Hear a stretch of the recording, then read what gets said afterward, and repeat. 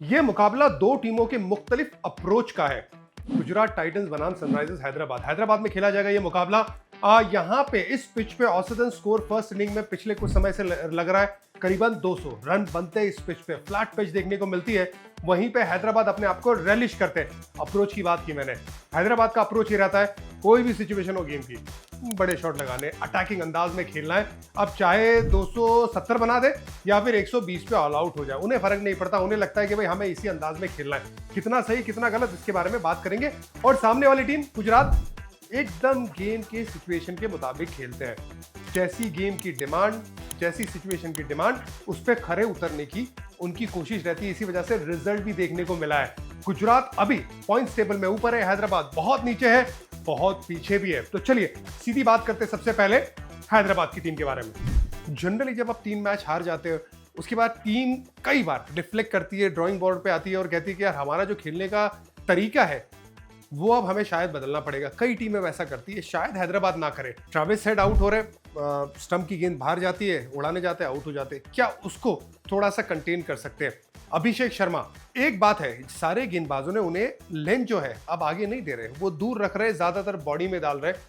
हमने देखा था शार्दुल ठाकुर ने आउट किया, वेरिएशन उनके सामने हो रहा है। वेरिएशन में पिछले मैच में आउट हुए थे, गेंद भी दूर थी, लेंथ भी दूर थी, लाइन भी दूर थी। अब ये जब प्लान पता चले दोनों बल्लेबाजों को, तो उस प्लान को काउंटर करने के लिए एक जहन में उनके पास एक अंदाजा होना चाहिए। अगर वैसा हुआ तो फिर चीजें उनके लिए आसान हो जाएगी। और सपोज पावर प्ले में उनके रन नहीं आए तो फिर हैदराबाद क्या कर सकती है? हैदराबाद ने कमिंडू मेंडिस को खिलाया था ये सोच के कि यार ये प्लेयर तो बहुत पावरफुल है नहीं ना, शायद वो अपनी गेम खेलेगा और लंबी पारी खेलेगा। तो वो सोच गलत नहीं है, लेकिन क्या वो इतने कारगर साबित हो सकते हैं? क्या वो जिम्मेदारी लंबी पारी खेल के निभा सकते हैं? क्योंकि आसपास उनके वो सारे जो खिलाड़ी है वो तेज खेल सकते हैं। नीतीश कुमार रेड्डी भी ये काम कर सकते हैं। तो बाकी जो खिलाड़ी है ना वो अपना काम करे, तेज अप्रोच से बल्लेबाजी करते रहे। बहुत ज्यादा कुछ चेंज करने जाएंगे गड़बड़ हो जाएगी सनराइजर्स हैदराबाद को। 1 या 2 खिलाड़ी डेजिग्नेटेड कर दीजिए। अब आते हैं सीधा कॉम्बिनेशन पे। हैदराबाद क्या कॉम्बिनेशन खिला सकती है? देखिए मेरा ये मानना है कि क्या गुजरात के सामने आप एक अतिरिक्त स्पिनर खिला सकते हैं, क्योंकि ऑलरेडी 3 फास्ट बॉलर है इनके पास। हर्षल पटेल है, मोहम्मद शामी है और पैट कमिंस है। पिछले मैच में सिमरजीत खेले थे, अच्छे गेंदबाज है, एक मैच में बहुत अच्छी गेंदबाजी भी की थी। जिशान अंसारी बहुत अच्छे गेंदबाज है। उनके साथ क्या एक और रिस्ट स्पिनर लेके आ सकते हैं? कमिंडू मेंडिस है जरूर, वो गेंदबाजी करेंगे, बतौर ऑलराउंडर खेलेंगे। तो क्या एडम जाम्पा की जगह बन सकती है? या फिर अगर उन्हें लगता है कि सिमरजीत को सीधा स्वैप करते हैं एक इंडियन खिलाड़ी से, तो उनके पास राहुल चहर का भी ऑप्शन है। तो मुझे लगता है कि इनके बारे में इन्हें जरूर सोचना चाहिए। तो एक बार टीम के बारे में जरा बात कर लेते हैं। तो चलिए सबसे पहले ट्रेविस हेड, अभिषेक शर्मा, ईशान किशन, नीतीश कुमार रेड्डी, कमिंडू मेंडिस, क्या उनके साथ परसिस्ट करना चाहिए? क्लासन, अनिकेत वर्मा। अनिकेत वर्मा जो खिलाड़ी है ना, मैंने पिछले मैच से पहले बात की थी कि केकेआर के सामने जो स्पिन है उसके सामने एक चैलेंज रहेगा वरुण चक्रवर्ती और सुनील नारायण का। वरुण चक्रवर्ती को आउट हुए थे स्पिन को अच्छा खेलने के बावजूद भी, क्योंकि जब क्वालिटी बदल जाती है तो ये क्वालिटी का चैलेंज अलग होता है। अब अनिकेत के सामने राशिद खान भी होंगे। अब ये चैलेंज को कैसे काउंटर करना है ये देखना होगा। हाथ बहुत लूज है अनिकेत वर्मा के, अच्छा खेल सकते हैं स्पिन को, लेकिन परसेंटेज क्रिकेट बड़े गेंदबाजों के सामने खेलना बड़ा जरूरी है। तो एक अनिकेत वर्मा हो गए, फिर पैट कमिंस आते हैं, हर्षल पटेल, मोहम्मद शामी और आखिर में सिमरजीत। देखिए सीधा सीधा हिसाब है, या तो आप स्वैप कर लीजिए सिमरजीत के साथ एक इंडियन स्पिनर को जो है राहुल चहर, तो आपको 2 स्पिनर मिल जाएंगे, प्रॉपर रिस्ट स्पिनर, और आपके पास एक left arm spinner Kamindu Mendis का ऑप्शन भी आ जाता है। लेकिन आप कहते हैं कि नहीं हमें ओवरसीज गेंदबाज चाहिए एडम जाम्पा के रूप में, तो कमिंडू मेंडिस अगर हट जाते हैं तो वो आ जाएंगे सिमरजीत की जगह पे एडम जाम्पा। और आपको बैट्समैन चाहिए तो आपके पास बैट्समैन का जो विकल्प है वो अभिनव मनोहर और सचिन बेबी का, ये 2 बल्लेबाजों का ऑप्शन है जो इंडियन बल्लेबाज आ जाते हैं। तो ये मोटा मोटा 12 मुझे लगता है कि जिसके बारे में हैदराबाद सोचेगी। अब कौन से पुख्ता 12 के साथ जाती है ये देखना होगा।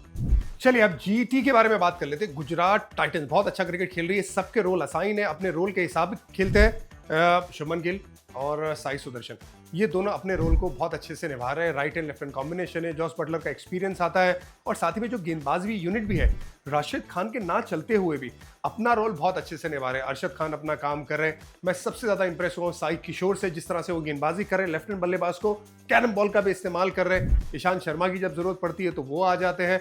और इसके अलावा मोहम्मद सिराज का जो फॉर्म देखने को मिला है वो काबिल तारीफ है, बहुत बेहतर रिदम में नजर आ रहे हैं। और साथ ही में प्रसिद्ध कृष्णा चोट के बाद अब ऐसा लग रहा है कि बहुत ज़्यादा काम किया उन्होंने नेशनल क्रिकेट एकेडमी में। गुजरात में जब खेले थे, मुंबई के सामने स्लो रन का इस्तेमाल किया था और फिर बाद में जब बेंगलुरु गए तो हिट द डेक गेंदबाजी की थी और परचेस प्राप्त करने की कोशिश की थी चिन्नास्वामी स्टेडियम में। सो ओवरऑल सबको अपने रोल पता है। सिर्फ एक चैलेंज है, राशिद खान का फॉर्म कब वापस आएगा। राशिद खान का अगर फॉर्म वापस आया तो फिर गुजरात के तो मैं कहता हूं कि मैदान के अंदर गरबे चालू हो जाएंगे। खुशी में गरबा करते हैं ना हम तो गुजराती। तो बस उनकी उम्मीद है। हो क्या रहा है राशिद के साथ, क्या लोगों ने उन्हें पिक करना स्टार्ट किया है? जो मुझे लगता है कि इतने साल अगर आप क्रिकेट खेलते तो पिक करते हैं, लेकिन एक और चीज़ है ना, इंजरी के बाद, सर्जरी के बाद आए हैं।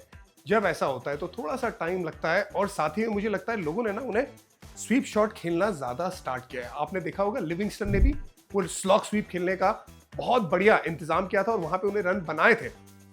राशिद खान क्या कर सकते हैं? एक तो मुझे लगा कि जब कोई स्वीप ज़्यादा खेल रहा है तो या तो आपके पास वो आगे वाली लेंथ होनी चाहिए जो यॉर्कर है, जो राशिद अक्सर नहीं डालते हैं। वो एक काम कर सकते हैं राशिद कि भाई एकदम फुल डाल सकते हैं क्या, ताकि वो स्वीप के नीचे, जो स्वीप मारने जाते हैं तो बल्ले के नीचे गेंद जाए और एलबीडब्ल्यू बोल्ड मिले। या फिर अगर कोई लेग साइड ही खेलना चाहता है तो ऑफ साइड पे ज्यादा खिलाने की कोशिश। पेस है उनके पास तो ऑफ साइड पे विद देना बड़ा मुश्किल काम है राशिद के लिए। लेकिन अगर सिर्फ एक चीज पे भी काम कर लिया राशिद ने तो उनका फॉर्म में वापस आना कोई रोक नहीं सकता, क्योंकि चैंपियन गेंदबाज है। ये मेरी सोच है। अब राशिद जो इतने बड़े खिलाड़ी है वो क्या सोचते ये देखना होगा।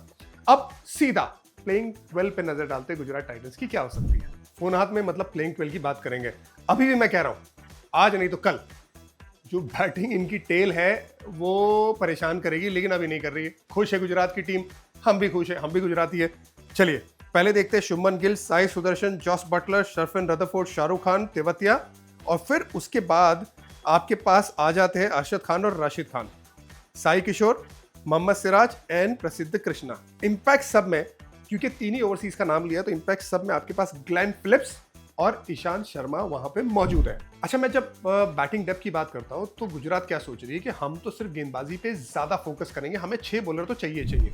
अरशद खान बैटिंग कर सकते हैं, राशिद खान बैटिंग कर सकते हैं, तो वो कह रहे हैं कि 7 और 8 नंबर ना हम अपनी जो 2 बल्लेबाज को एक बनाते हैं और उसे मजबूत करते हैं ताकि 8 नंबर तक बैटिंग में मिल जाए और हमारा जो उनका मेन काम है उनके तरफ से जो हमें निकालना है वो गेंदबाजी है, तो उसमें निकाले और उसी के दम पे हम मैच जीते। सनराइज जैसी टीम के सामने तो जरूरत पड़ती है, लेकिन अगर सनराइज हैदराबाद का बल्ला चलाना और इनको चेस करने को आया तो फिर बाद में गड़बड़ हो सकती है। तो सनराइज हैदराबाद टॉस जीत के क्या पहले बैटिंग करे, क्या उनके लिए वो बेहतर है? शायद उनके लिए वो बेहतर है। गुजरात टॉस जीत के क्या करे ये भी एक सवाल रहेगा, क्योंकि सनराइजर्स को बैटिंग करना पहले पसंद है। खैर ये इंपॉर्टेंट बात है, लेकिन मैचअप से मेरा ध्यान रहेगा हेनरी क्लासन के सामने गुजरात टाइटंस किस तरह से गेंदबाजी करते हैं। खास करके अगर फास्ट बॉलर गेंदबाजी करते हैं तो ऑफ स्टंप के बाहर स्लो रन का इस्तेमाल कर सकते हैं। हमने इंटरनेशनल क्रिकेट में भी देखा, हर्षित राणा ने उनको 2 बार आउट किया है ऑफ स्टंप के बाहर आईपीएल में। तो क्या वही प्लान के साथ कर सकते हैं? प्रसिद्ध कृष्णा उनके पास वो स्लो रन का इस्तेमाल करने वाला गेंदबाज है। एक तो ये प्लेयर हो गए, दूसरे ट्रेविस हेड के सामने गेंद को बाहर लेके जाना, अरशद खान वो काम कर सकते हैं और साथ ही में मोहम्मद सिराज के पास वो स्क्रैम्बल सीम है। हमने देखा था वैभव अरोड़ा ने उनको आउट किया था, उस स्टंप से गेंद बाहर गई और खड़ी हो गई थी। मिचेल स्टार्क ने बतौर लेफ्ट आर्म गेंदबाज बड़ा परेशान किया है, तो वो एंगल अरशद खान उसका इस्तेमाल कर सकते हैं। क्वालिटी अलग है लेकिन एंगल वही है। अब बात आ जाती है कि गुजरात के सामने क्या कर सकती है सनराइज हैदराबाद। शुभमन गिल के सामने लेंथ थोड़ी आगे, कंपैरेटिवली ज्यादा शॉट ना डाले। साई सुदर्शन से कुछ अलग करवाने की कोशिश कर सकती है, क्योंकि दोनों ही ना थोड़ा कन्वेंशनल क्रिकेट खेलते हैं। अनकन्वेंशनल क्रिकेट खिलाने के लिए कुछ अलग प्लानिंग कर सकती है, ये सनराइज हैदराबाद सोच सकती है। और एक और इंपॉर्टेंट चीज, जॉस बटलर एक्सपीरियंस बल्लेबाज है, उनके सामने कभी भी एक पेस वाली गेंदबाजी ना करें पहले से ही, क्योंकि अगर एक पेस वाली गेंदबाजी होती है उन्हें बड़ा पसंद आता है। और अगर हो सकता है तो फिर आप स्पिन का इस्तेमाल पावर प्ले में या आते ही उनके सामने कर दीजिए, रिगार्डलेस सिचुएशन कैसी है। ये मेरी सोच रहेगी। ये दोनों टीमें किस प्लानिंग के साथ उतरती है ये देखना होगा। गुजरात बहुत आगे है, उनको सपोर्ट करना बहुत आसान काम है, लेकिन क्योंकि हैदराबाद हार के आ रही है, अपने घर में खेल रही है, एक अलग सपोर्ट मिल रहा है, उन्हें मिलना भी चाहिए क्योंकि उस अंदाज से क्रिकेट खेल रही है। मैं सनराइजर्स हैदराबाद के साथ जाऊंगा, आप किसके साथ जाएंगे?